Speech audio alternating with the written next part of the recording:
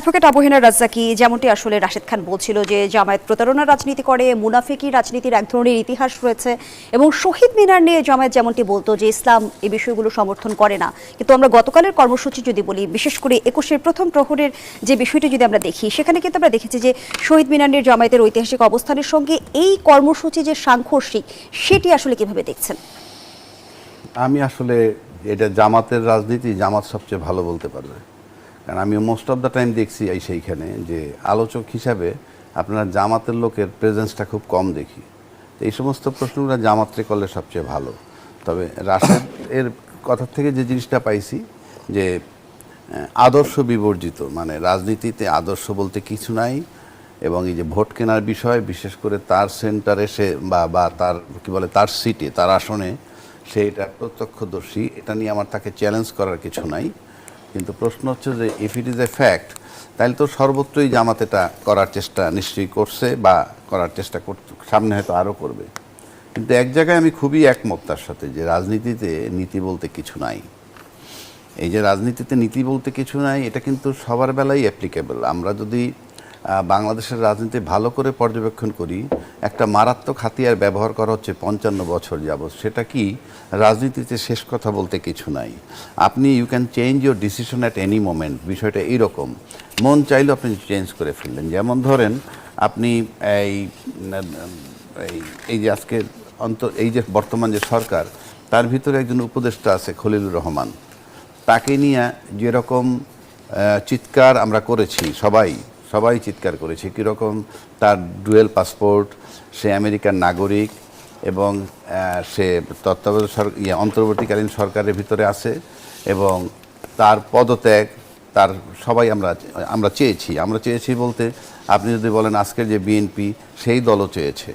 অথচ আপনি দেখেন আজকে কিন্তু নির্বাচিত হওয়ার পর সেই দলের মধ্যে সে একটা ভাইটাল মন্ত্রী, পররাষ্ট্রমন্ত্রী, it is almost next to prime minister, এরকম একটা জায়গায় সে মন্ত্রী আছে, এবং তাকে নিয়ে কিন্তু সবাই সহ অবস্থান করতেছে।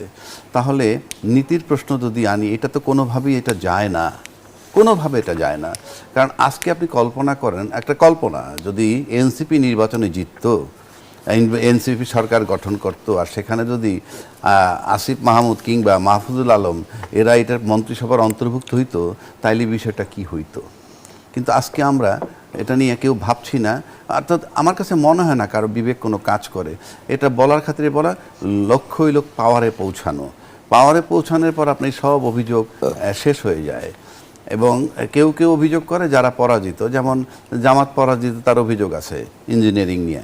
হয়েছে কি হয়নি সেই বিষয় নিয়ে আমি বিতর্ক করছি না, কিন্তু তারা ইঞ্জিনিয়ারিংয়ের প্রশ্ন আনছে। তারপরে আপনি ধরেন এর আগে ধরেন আজকে যে রাজাকার বা এরা দেশদ্রোহী, তাদের সাথেও কিন্তু আমরা জোট করে ক্ষমতা করেছি। তার মানে আলটিমেটলি আমি রাশেদদের এই কথার সাথে একমত, রাজনীতিতে নীতি বলতে কিছু নাই। অর্থাৎ যখন যেটা দরকার তখন সেটা অবলম্বন করবেন। আপনি যদি একবার ক্ষমতায় পৌঁছে যান, তখন whatever you say you are perfect, আপনি যেটা বলবেন সেটাই চূড়ান্ত। আইনের কোনো তোয়াক্কা নাই, আমি দেখছি না। জামায়াতের সাম্প্রতিক কর্মকাণ্ডকে কিভাবে বিশ্লেষণ করবেন? জামায়াত কি কট্টর ইসলামপন্থী রাজনীতি থেকে বেরিয়ে আসতে চাইছে? সেটা তো আমি বলতে পারবো না রে ভাই। ইট ইজ রিয়েলি, একজন বিশ্লেষক হিসেবে আপনি কিভাবে দেখেন? আমি একটা বিশ্লেষক হিসাবে, আপনি মনে করেন যে জামাতের আজকের যে পরিমাণ ভোট, তারা ৩১% ভোট পেয়েছে, কাস্টিং ভোটের ৩১% ভোট তারা পেয়েছে। এটা চারটিখানি কথা নয়।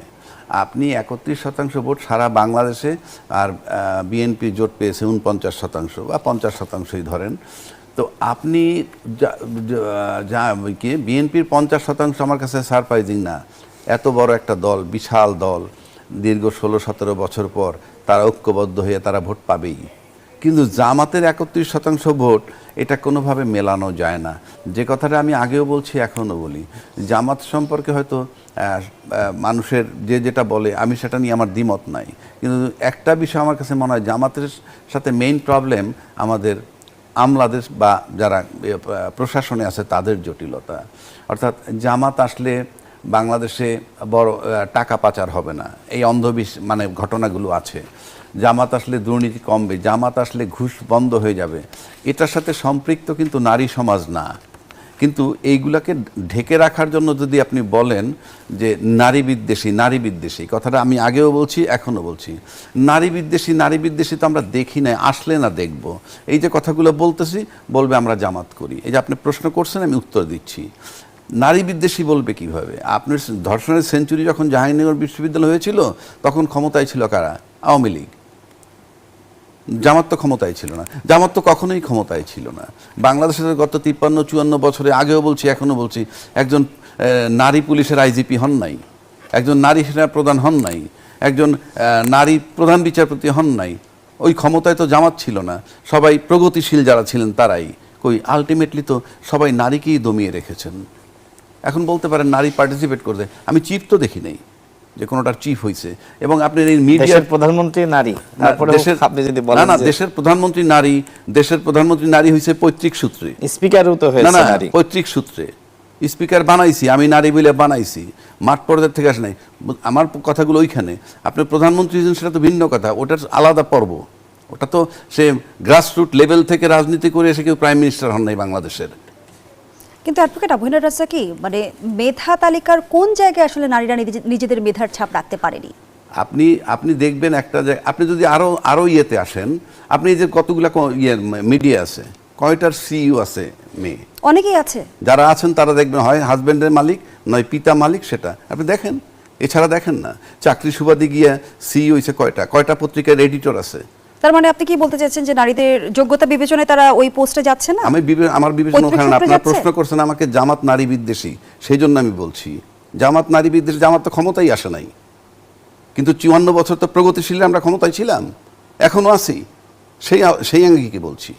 সুতরাং কোথায় যেন তাদের একটা অবস্ট্রাগল, একটা সার্টেন জায়গার পর আর যেতে দিচ্ছে না। বাংলাদেশ ব্যাংকের গভর্নর হয়েছে, হয় নাই তো? নারীর কি অযোগ্য? কিন্তু এই যে এখন আমরা দেখলাম যে ত্রয়োদশ নির্বাচনে আপনি বলছিলেন যে জামায়াত 31% ভোট পেয়েছে, সেখানে কোনো ইঞ্জিনিয়ারিং হয়েছে কিনা আমি অ্যাডভোকেট আবু-হেনা রাজ্জাকী, এবারের নির্বাচনে ভারত আওয়ামী লীগ ও বিএনপির মধ্যে এক ধরনের যোগসাজশ হয়েছে বলে মনে করছেন জাতীয় সংসদের বিরোধী দলীয় চিফ হুইপ নাহিদ ইসলাম। তিনি বলেছেন নির্বাচনে ভারত আওয়ামী লীগ ও বিএনপির মধ্যে এক ধরনের যোগসাজশ হয়েছে। এবং বিরতির আগে আপনি বলছিলেন যে জামায়াতের যে এবার ভোটের হার বৃদ্ধির পেছনে, যে আমি প্রশ্ন রেখেছিলাম যে এর পেছনে কোনো ইঞ্জিনিয়ারিং আছে কিনা। শুনেন, ইঞ্জিনিয়ারিং যদি করতে পারতো জামাত, তাহলে এই কয়টা করবে কেন? আরও করতে পারতো। ইঞ্জিনিয়ারিং যদি করতে পারে তারা, তাহলে তো আরও ইঞ্জিনিয়ারিং করতে পারতো। ইঞ্জিনিয়ারিংয়ের কথা আসছে, ইঞ্জিনিয়ারিংয়ের বিষয়ে আমি বলতে পারবো না, কারণ আমি ইঞ্জিনিয়ারিং বিষয়ে নির্বাচনের দিন 15 আগে বলেছি যে বাংলাদেশে নির্বাচনে 2টা ঘটনা ঘটে, একটা হলো কারচুপি আর একটা হলো ইঞ্জিনিয়ারিং। এবং মানুষ এই কারচুপি আর ইঞ্জিনিয়ারিংটা মিলিয়ে ফেলে। কারচুপিটা হইল যে দলীয় নেতাকর্মীরা করে, ওই যে সেন্টার দখল করা, ব্যালট বক্সে সিল টিল মেরে তারপরে ঢুকানো, সেটা এবার হয়নি, এটা করা কঠিন। কিন্তু ইঞ্জিনিয়ারিংটা করে প্রশাসন। এখন প্রশাসন ইঞ্জিনিয়ারিং করে, সেজন্য আমি ইলেকশন আগে বলছিলাম আমি জানি না আপনারা করেন কিনা, এবারও করেছেন কিনা তা জানি না, কিন্তু আমি বলেছিলাম আগে যে আপনারা যারা ইঞ্জিনিয়ারিং যদি করেন, এরকম ইচ্ছা থাকে, তাদের কাছে করজোরে চাই যে আপনারা দয়া করে এটা কইরেন না, অন্তত দেশটা একটা ভালো নির্বাচন, এটা বলেছিলাম। এখন করছে কি করে নাই? এখন যদি জামাত করতে পারে তাহলে সে এত অল্প করবে কেন? আরও তো করতে পারত। এইবার আসেন আপনি যে আওয়ামী লীগ বিএনপি একত্র কি কথা বলেন যে ভারতের সহযোগিতা না কি প্রশ্ন করেন? ভারত আওয়ামী লীগ বিএনপির যোগসাজশে এবারে নির্বাচন হয়েছে এমন অভিযোগ করেছেন এনসিপির আহ্বায়ক নাহিদ ইসলাম। সেটা আমি বলতে পারবো না যে ভারত আওয়ামী লীগ বিএনপি যোগসাজশ কিনা, কিন্তু বিএনপি টেক ওভার করার পর, অর্থাৎ ক্ষমতা আসার পরই আমরা দেখতেছি যে আওয়ামী লীগের বিভিন্ন অফিস থেকে তালা তোলা খুলতেছে, প্রচুর এরকম অভিযোগ। আজকে ধানমন্ডিতেও বোধহয় মিছিল করছে। করাটা অপরাধ না নিরপরাধ সেই বিষয়ে আমি যাব না, কারণ আমি রাজনীতি করি না। কিন্তু আমার প্রশ্ন হচ্ছে এই যে দেশে রাজনৈতিক সরকার আসলেই আপনার আইন শৃঙ্খলা পরিস্থিতি ঠিক হয়ে যাবে, এই কথা আমরা শুনছিলাম নির্বাচনের আগে। তো তাহলে আপনার আওয়ামী লীগের যে অফিস সেটা তো বন্ধ ছিল, তাদের কার্যক্রম বন্ধ ছিল। এখন যে খোলা হচ্ছে, আমি আওয়ামী লীগের বিরোধিতা করার জন্য বলছি না, এখন যে খোলা হচ্ছে ওইটার নিষেধ মানে অমান্য করে প্রশাসন কোথায়?